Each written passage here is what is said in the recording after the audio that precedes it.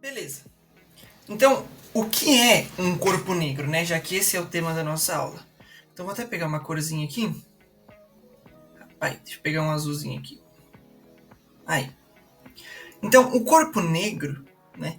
Ele é um corpo ideal, certo? E o que eu quero dizer com ideal é que é um corpo que, na natureza, não existe um corpo negro perfeito, né? Mas, basicamente, ele tem a capacidade de emitir e absorver radiação na eficiência máxima. Ou seja, ele consegue emitir radiação e absorver sem perda de energia. Beleza? Então, tá aqui. Geralmente a gente define o corpo negro como uma espécie de cavidade, né? Que seria esse trenzinho aqui. Onde a sua radiação eletromagnética entra, certo?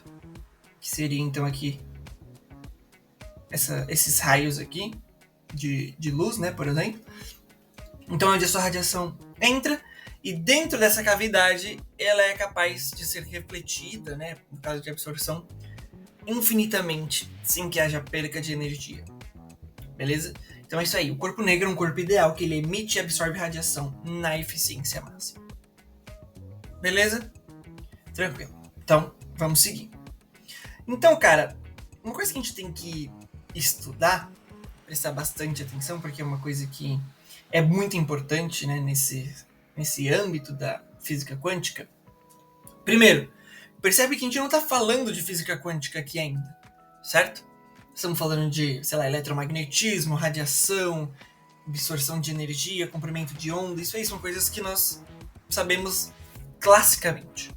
Né? Daqui a pouco nós vamos entrar no quesito da física quântica e você vai entender o porquê. Então é o seguinte: os caras lá pegam os telescópios, né, para poder obter informação das estrelas. Então você vai lá, vê uma estrela, mede a temperatura daquela estrela, né, usando um telescópio, por exemplo, um satélite. E você constrói, então, um gráfico de energia por frequência. Então, você vai pegar aquela estrela, vai criar um gráfico da energia emitida pela frequência. Então, sei lá, você vê lá em 10 a 8 Hz, você vai ter, então, um nível de energia. E aí, né, o que eu quero que você perceba? Eu quero que você perceba que a gente consegue associar, então, né, nesse sentido, que conforme a sua frequência vai aumentando, certo? A frequência cresce para lá, certo? Conforme a sua frequência vai aumentando, o que eu quero que você perceba?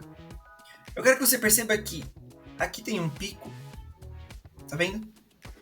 Aqui tem outro, né? O que seria esse pico, né? Seria onde, assim como a gente tinha conversado, né, um pouco antes, é onde a energia é máxima para aquela frequência. Então, você pegar aqui uma reta que tangencia essa curva num único ponto, então essa reta aqui está dizendo então onde a sua energia é máxima. Beleza?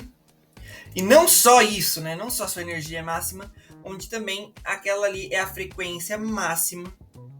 É o seu pico de frequência onde você consegue emitir a sua energia máxima.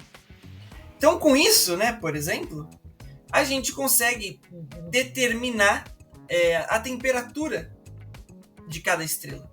Então, você pegou aqui uma estrela, né, sei lá, 10.000 Kelvin, filho. Bicho é quente. Você consegue, então, associar uma frequência para o pico máximo de energia dessa estrela. Então, você vai lá, mediu a frequência que está sendo emitida. Então, você está recebendo um sinal de uma estrela e você recebe esse sinal em alguma frequência, né? Tantos hertz. Você monta um gráfico de energia, por exemplo, e você vê então, aquela estrela ali, para ela emitir naquela frequência, ela tem que estar uma temperatura de 10.000 kelvins. Então, por exemplo, vamos pegar um exemplo aqui mais próximo de nosso Sol. Nosso Sol que tem uma temperatura aqui nessa superfície de mais ou menos 5.700 kelvins. Então, o Sol, emitindo essa temperatura de 5.700 Kelvin, o comprimento de onda, né, ou melhor, né, no nosso caso aqui, a frequência que a gente consegue associar, está ligada diretamente, então, com a frequência da luz visível da cor amarela. Então, a frequência de 5.700 Kelvin, a frequência associada, né, a 5.700 Kelvin, ela dá pra gente, então, uma frequência que tá ali próximo do comprimento de onda da luz amarela. Por isso que, então, o nosso Sol a gente consegue ver ele meio amarelado, embora ele seja branco. Então é isso que eu queria que você entendesse. Isso aqui é o que nós chamamos de espectro de corpo negro. Entendeu? Então o espectro de corpo negro seria isso, né? Seria você fazer uma associação de energia que aquele corpo está emitindo em relação à frequência e você consegue então determinar diversas coisas, como por exemplo, como eu falei para você, a temperatura desse corpo. E se você pegar uma reta que tangencia essa curva num único ponto, você consegue então associar um comprimento de onda, por exemplo, uma frequência onde essa energia, essa emissão de energia é máxima daquela estrela, daquele corpo negro, beleza? Então a gente consegue, por exemplo, fazer uma coisa parecida, só que agora, né, para o comprimento de onda. Por quê? Porque se a nossa velocidade for fixa, né, for constante, e nesse caso porque a radiação eletromagnética ela se transporta com a velocidade da luz, então esse V, inclusive, aí seria a velocidade da luz, né, que seria c. Então quando isso acontece, nós temos uma relação direta, então, aqui entre frequência e comprimento de onda. Então você percebe, por exemplo, que quanto maior é a minha frequência, certo? Menor tem que ser o meu comprimento de onda, porque a nossa velocidade é constante.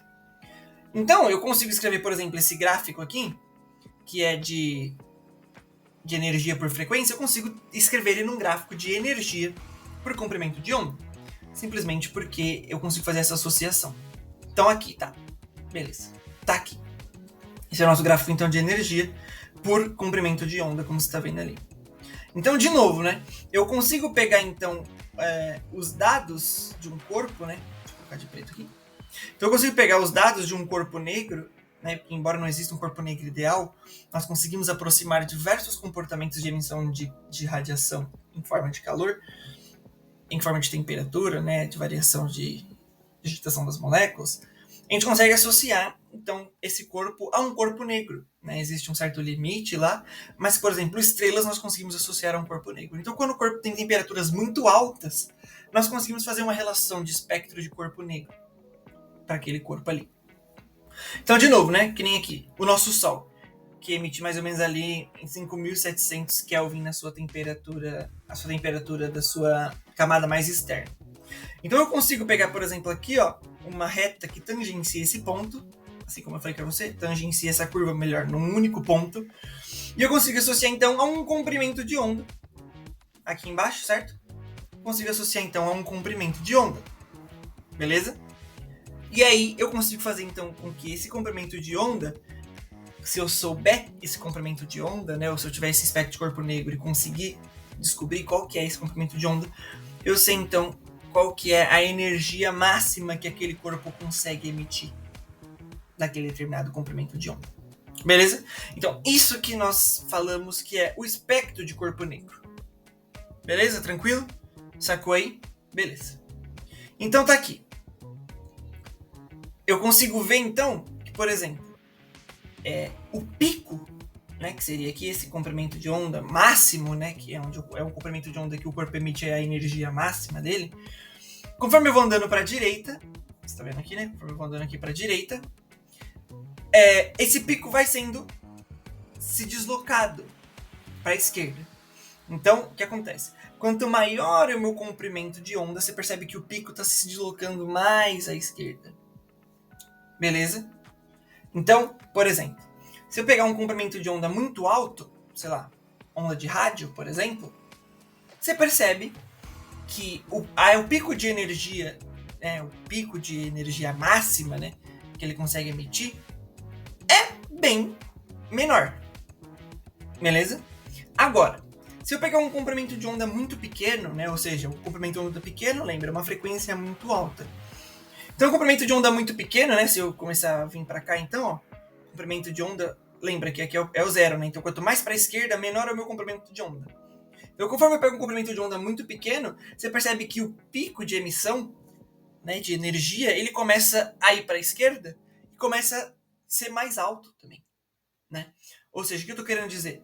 Tô querendo dizer que conforme menor é o meu comprimento de onda, deixa eu puxar aqui, quanto menor for o meu comprimento de onda, mais energia eu consigo associar àquele corpo, então aquele corpo consegue emitir mais energia, e o comprimento de onda máximo que esse corpo emite de energia, tá aqui, né? Então a gente pega essa reta aqui, tá vendo? Por exemplo, esse corpo vermelho, esse corpo que tem a curva vermelha, ele emite muito mais energia do que esse corpo de comprimento de onda, por exemplo, verde, essa curva verde aqui. Tá vendo? Essa aqui seria a nossa diferença de energia. Então, pô, verdade. O cara vermelho aqui tá emitindo mais energia do que essa curva verde. E também, se você também olhar, né? A gente consegue então associar que a temperatura está diretamente ligada não só com a energia, né? Quanto mais quente o cara, mais energia ele emite, beleza. Mas a temperatura está associada também com o comprimento de onda. Então, quanto menor o comprimento de onda, a temperatura desse cara vai ser maior, porque ele vai emitir mais energia. Então, a gente consegue fazer uma relação aqui, por exemplo, e que se você olhar aqui, ó, comprimento de onda e a temperatura do cara, né? Ou a energia do cara, ó, é sempre constante. Percebe? É sempre constante. Então, na medida que um cresce, né, na medida que a energia cresce, ou a temperatura vai aumentando, o comprimento de onda daquele cara vai diminuindo. Então, a gente conseguiu perceber, né, um cara, mas na verdade a gente não, né? Um cara que chamava Venn, ele conseguiu perceber, então, que essa relação ela era constante. Então, quanto mais energia aquele cara está emitindo, menor é o comprimento de onda dele e também maior é a temperatura desse cara. Beleza? Sacou? Então, com isso, a gente chega naquilo que a gente chama de lei de deslocamento de Venn. Então, nosso comprimento de onda lambda máximo, né, que é o comprimento de onda máximo, onde aquele cara vai emitir a máxima energia, vezes a sua temperatura, é sempre um valor constante. Então, é isso que nós chamamos de lei de Venn. O comprimento de onda máximo está associado com a temperatura, e esse valor é sempre constante. Então, se você pegar lá, um corpo está emitindo, coleta os dados dele, faz o gráfico de energia por comprimento de onda, por exemplo, você consegue ver qual que é o comprimento de onda, se você souber o comprimento de onda máximo que aquele corpo está emitindo, então você consegue determinar, por exemplo, a temperatura daquele corpo.